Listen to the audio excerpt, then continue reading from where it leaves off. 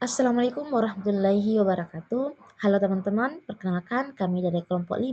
Saya sendiri atas nama Jismawati dengan rekan saya Rahmat Nur dan Muhammad Fauzan Bubihu. Nah, di sini kami akan menjelaskan mengenai pengukuran dan evaluasi pengetahuan.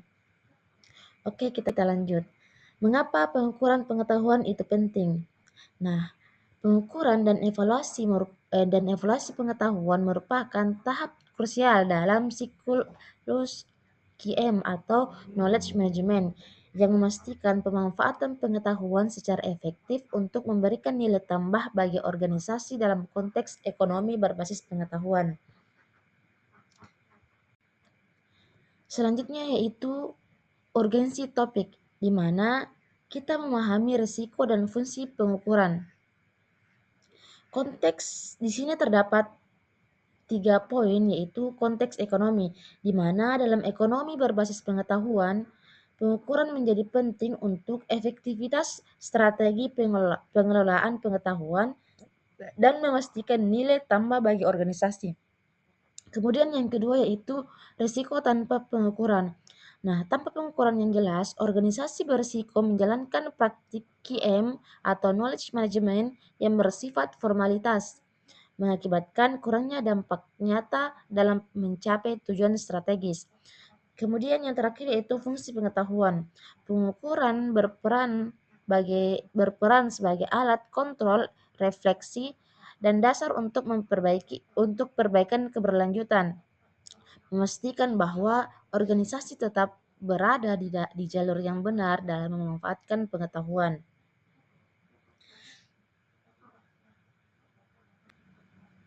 Oke, selanjutnya yaitu konsep dasar pengukuran QM atau knowledge management. Nah, pengukuran knowledge management adalah proses sistematis yang melibatkan pengumpulan, analisis, dan evaluasi data untuk menilai efektivitas dan keberhasilan pengelolaan pengetahuan dalam organisasi.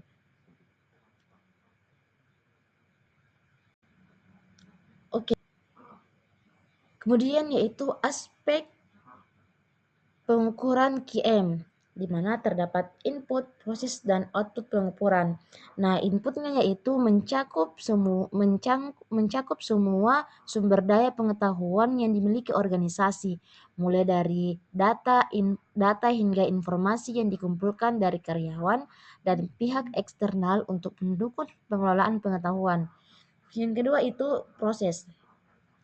Proses melibatkan langkah-langkah pengelolaan pengetahuan yang sistematis, termasuk pengumpulan, analisis, dan distribusi pengetahuan di seluruh organisasi untuk meningkatkan efektivitas operasional. Kemudian outputnya. Nah, outputnya ini mencakup hasil dan dampak dari pengelolaan pengetahuan, seperti peningkatan produktivitas, inovasi, dan kepuasan pelanggan yang dapat diukur untuk menilai keberhasilan strategi QM. Kemudian adapun peran strategis KPI, yaitu alat ukur dalam knowledge management. Nah, KPI ini berfungsi sebagai alat ukur yang penting dalam knowledge management, yaitu membantu organisasi untuk menilai efektivitas dan kontribusi pengelolaan pengetahuan terhadap pencapaian tujuan strategis. Nah, adapun jenis-jenis KPI dalam knowledge management yaitu terdapat 3 poin. Ada input, proses, dan output.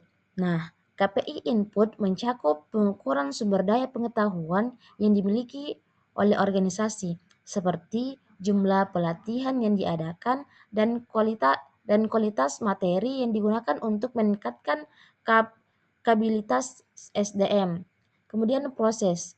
Nah, proses KBI ini mengevaluasi efektivitas pengelolaan pengetahuan, misalnya seberapa sering pengetahuan dibagikan dalam forum diskusi dan kontribusi anggota komunitas dalam pembaruan informasi. Kemudian yaitu output.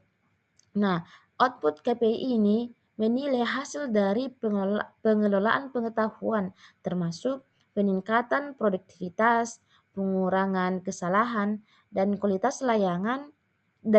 layanan yang menunjukkan dampak positif pada kinerja organisasi. Oke, selanjutnya akan dijelaskan oleh rekan saya. Oke, baik. Untuk bagian model penilaian KM, metode untuk mengukur kinerja knowledge management. Terdapat 3 bagian, ada balance scorecard, ada benchmarking, ada model intelektual kapital. Yang pertama, balance scorecard atau disingkat BSC adalah alat manajemen strategis yang menghubungkan tujuan jangka panjang dengan pengukuran kinerja, memastikan bahwa organisasi mencapai visi dan misinya secara efektif. Dalam BSC memiliki pengukuran yang dibagi menjadi 4 perspektif utama. Yang pertama ada perspektif pembelajaran dan pertumbuhan. Fokus pada peningkatan kompetensi karyawan dan budaya berbagi informasi. Yang kedua ada perspektif proses bisnis internal. Mengukur efisiensi sistem KM dalam mempercepat inovasi atau penyelesaian masalah. Ada perspektif pelanggan. Bagaimana pengetahuan yang dikelola meningkatkan kepuasan atau nilai bagi pelanggan. Perspektif finansial. Dampak akhir dari penggunaan pengetahuan terhadap penghematan biaya atau peningkatan pendapatan. Selanjutnya ada benchmarking. Benchmarking melibatkan perbandingan praktik terbaik di industri, membantu organisasi memahami posisi mereka dalam pasar serta mengidentifikasi area untuk peningkatan terus-menerus dan inovasi. Benchmarking juga memiliki proses perbandingan kinerja yang meliputi internal benchmarking yang membandingkan praktik terbaik antar departemen di dalam satu perusahaan. Ada competitive benchmarking, membandingkan kinerja KM perusahaan dengan pesaing langsung. Ada fungsional benchmarking yang belajar dari organisasi di industri berbeda yang dikenal memiliki sistem manajemen pengetahuan yang sangat unggul. Dan yang terakhir, ada tujuan utama yang bukan sekadar meniru, tetapi mencari celah kinerja performance gap agar organisasi tahu apa yang perlu diperbaiki. Oke, selanjutnya ada model intelektual kapital. Menilai nilai sumber daya tidak terwujud, seperti modal manusia, struktural, dan relasional. Penting dalam membangun keunggulan kompetitif dan keberlanjutan organisasi. Model ini menilai aset yang tidak terlihat, namun bernilai tinggi yang terdiri dari 3 komponen utama, seperti human capital atau modal manusia, seperti pengetahuan, keterampilan, dan pengalaman yang ada di dalam kepala karyawan. Selanjutnya ada struktural capital, modal struktural, infrastruktur, database, sistem TI, dan hak paten yang mendukung karyawan untuk bekerja. Dan yang terakhir, relasional capital atau modal relasional, hubungan baik dengan pelanggan, pemasok, dan mitra bisnis yang menjadi sumber pengetahuan luar. Mengapa penilaian ini penting? Tanpa model penilaian ini, organisasi tidak akan tahu apakah investasi mereka pada teknologi atau pelatihan benar-benar menghasilkan keuntungan. Penilaian ini berfungsi sebagai navigasi agar strategi manajemen pengetahuan tetap selaras dengan tujuan besar perusahaan. Oke, baik, selanjutnya ada indikator operasional KM, Knowledge Management, rincian indikator pengukuran dalam KM. Indikator operasional dalam pengukuran knowledge management mencakup forum diskusi, partisipasi komunitas, dan pembaruan basis pengetahuan. Penting untuk meningkatkan kolaborasi dan inovasi organisasi secara keseluruhan. Berikut beberapa penjelasan mengenai indikator-indikator tersebut, seperti forum diskusi yang mengukur intensitas, interaksi, dan pertukaran ide antar anggota organisasi.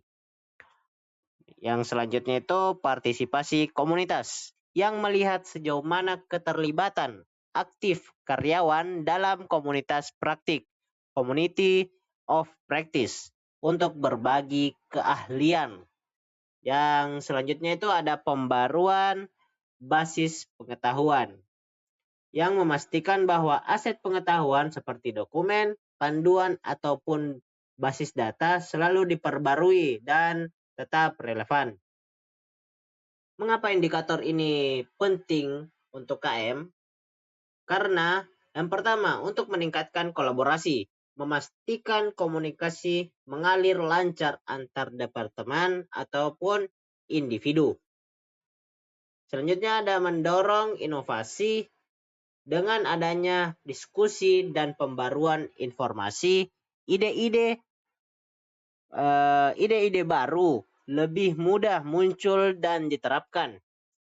Dan yang terakhir itu ada kesehatan organisasi. Secara keseluruhan, indikator ini mencerminkan sejauh mana budaya berbagi pengetahuan sudah berjalan di perusahaan.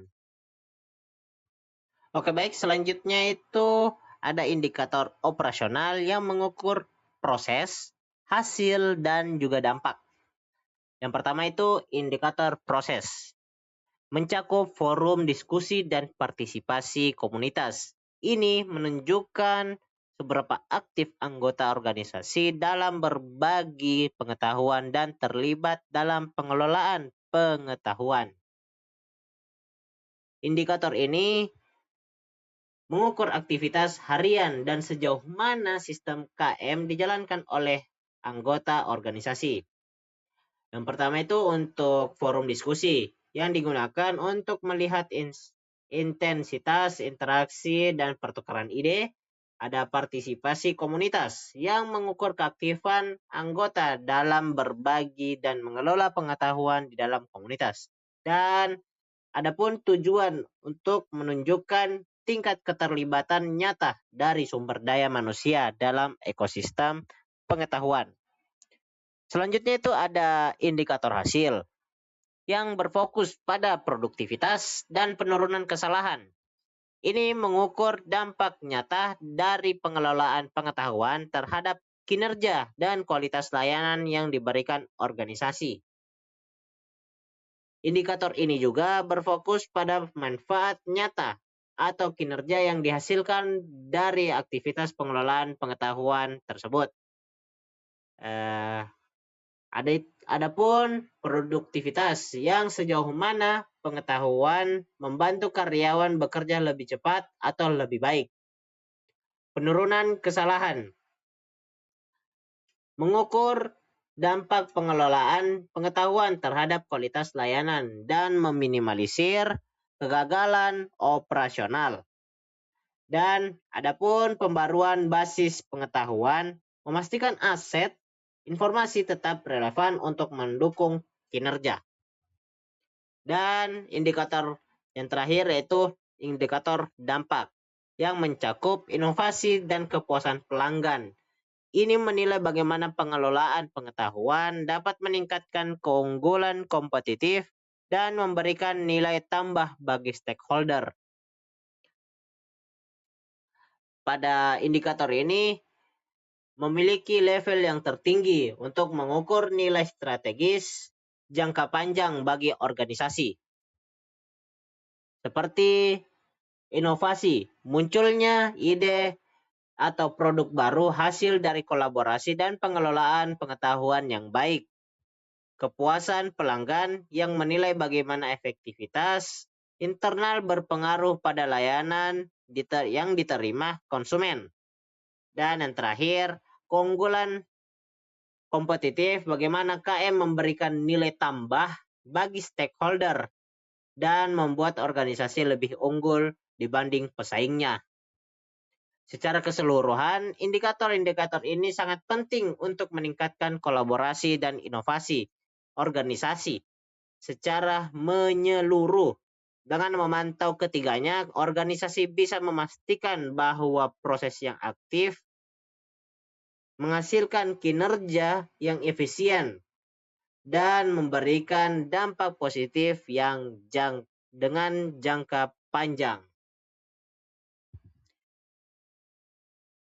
Oke, baik. Untuk selanjutnya itu ada tantangan pengukuran knowledge management. Kendala dalam mengukur pengetahuan tacit. Mengukur pengetahuan tacit menjadi sulit karena tidak bersifat terukur. Ditambah budaya berbagi yang kurang mendukung dan keterbatasan data serta sistem yang dapat menghalangi evaluasi yang efektif.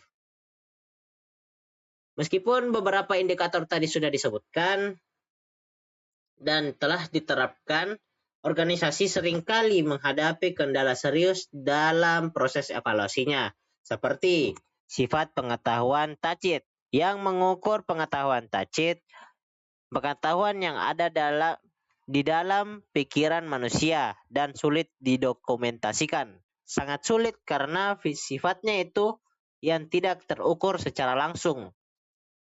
Selanjutnya ada budaya organisasi yang kurangnya dukungan terhadap budaya berbagi pengetahuan, menghambat efektivitas proses pengukuran. Dan yang terakhir itu ada keterbatasan infrastruktur, yang keterbatasan ini terdapat pada data dan sistem yang ada, seringkali menjadi penghalang bagi organisasi untuk melakukan evaluasi yang efektif dan akurat. Oke, baik. Selanjutnya ada implikasi pengukuran knowledge management. Dasar untuk perbaikan dan pengembangan. Pengukuran knowledge management memberikan dasar strategis untuk pengembangan sumber daya manusia dan penguatan budaya organisasi, mendukung pembelajaran berkelanjutan dan adaptasi terhadap perubahan lingkungan bisnis yang dinamis. Pengukuran knowledge management bukan sekedar angka, tapi alat untuk kemajuan organisasi. Secara ringkasnya itu ada beberapa pengukuran seperti dasar strategis pengembangan SDM, penguatan budaya organisasi, pembelajaran berkelanjutan, continuous learning, dan adaptasi terhadap perubahan bisnis. Jadi pengukuran knowledge management itu bisa dijadikan sebagai navigasi atau kompas bagi organisasi untuk melakukan perbaikan internal seperti SDM dan budaya agar tetap relevan dan unggul di lingkungan bisnis yang berubah cepat. Selanjutnya, evaluasi dan pembelajaran. Pada slide ini dijelaskan bahwa pengukuran dalam knowledge management ini merupakan bagian dari proses evaluasi dan pembelajaran. Nah, ada input pengukuran. Input pengukuran ini berasal dari sumber daya pengetahuan yang dihimpun dan dianalisis untuk memastikan ketetapan serta relevansinya dalam pengelolaan pengetahuan organisasi. Selanjutnya, melalui proses evaluasi yang dilakukan secara sistematis. Organisasi ini dapat mengukur efektivitas pengelolaan pengetahuan sekaligus mengidentifikasi kekuatan dan kelemahan dalam implementasi strategi. Dari proses tersebut dapat dilihat output dan dampaknya, yaitu hasil pengelolaan pengetahuan yang berpengaruh langsung terhadap kinerja organisasi, inovasi, dan kepuasan penggunanya. Selanjutnya, setelah membahas evaluasi dan dampak pengukuran dalam knowledge management, selanjutnya saya akan menutup pemaparan ini dengan ucapan terima kasih. Terima kasih atas perhatian yang telah diberikan. Kami berharap presentasi ini dapat memberikan pemahaman yang lebih baik mengenai pentingnya pengukuran dan evaluasi pengetahuan dalam manajemen pengetahuan.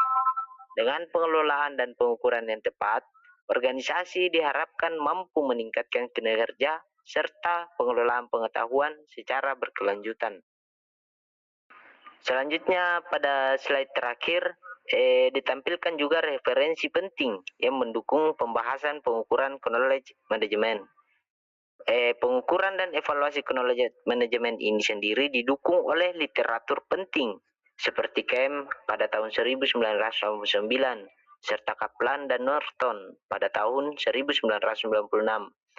Literatur tersebut memberikan landasan teori dan praktik terbaik dalam pengukuran dan evaluasi pengetahuan, sehingga dapat digunakan sebagai dasar dalam pengembangan strategi dan implementasi knowledge management pada organisasi berbasis pengetahuan. Baik, terima kasih.